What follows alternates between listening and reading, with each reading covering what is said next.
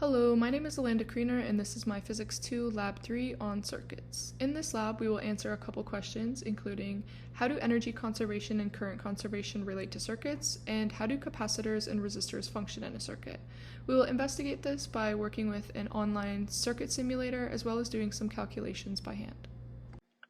The purpose of this lab is to predict the behavior of circuits containing resistors in both series and parallel, and to measure the values of current and potential difference to better understand resistors and capacitors. Fundamental principles include Ohm's law used for resistors, the potential difference equation for capacitors, the loop rule, which states that the round-trip potential difference in a circuit is zero, the node rule, which emphasizes the conservation of current, and the equivalent resistors in series and parallel equations seen here. Out of this lab, we will be able to estimate the time constant of an RC circuit using these concepts and the measurements of voltage across a capacitor as it discharges. Our system throughout the parts of this lab will contain the circuit itself, and the surroundings are everything outside of it. This circuit includes two batteries, a 47 and 100 ohm resistor respectively, and two ammeters.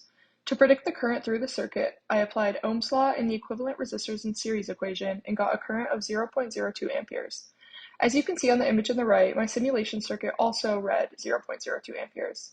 It's worth noting that reversing the ends of the ammeter should have read a current of negative 0.02 as it's flowing in the opposite direction, but this simulation doesn't seem to read negative currents, so it remained 0.02.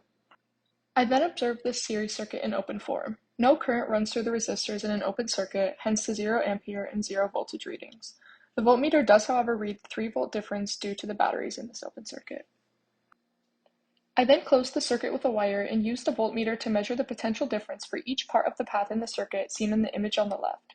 These values are in the chart on the right, and due to the loop rule, we expect these results as the round-trip delta V comes out to 0.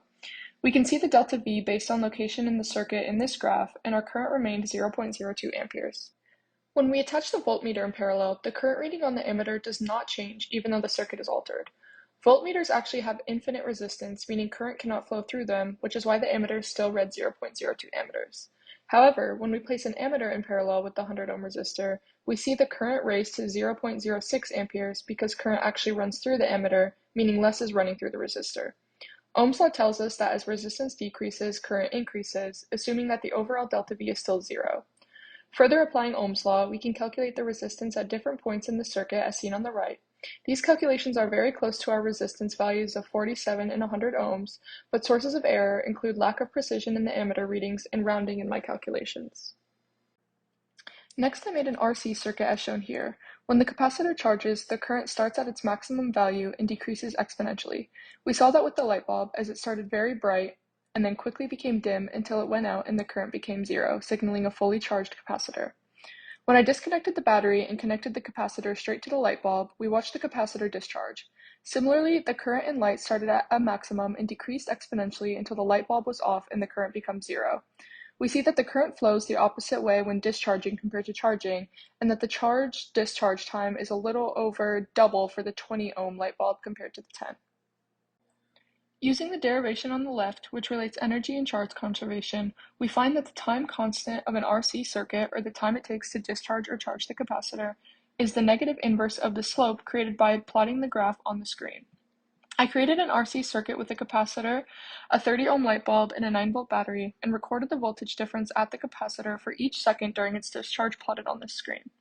We can see that the slope of this line came out to be around negative 0.175, which comes out to an RC value of around 5.7 seconds when you take the negative reciprocal. This is relatively accurate, as we would expect 6 seconds from a theoretical calculation approach.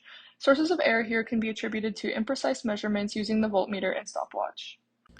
So what would happen if we were doing this experiment in real life using actual ammeters? Well, ammeters in real life have some resistance, so our measurements taken in this real life setting may be less accurate than in the simulation itself, which simulates 0 resistance in them. The measurements would likely be smaller compared to the simulation readings due to this resistance. And what if we were doing this experiment in real life and we used a real battery to charge a real capacitor with no resistor in the circuit? How quickly would our ideal model predict the capacitor to reach full charge? Well, ideally, without a resistor, our capacitor would charge instantly, but this is unlikely to happen as real components of a circuit have some resistance, which would make it longer than instantaneous.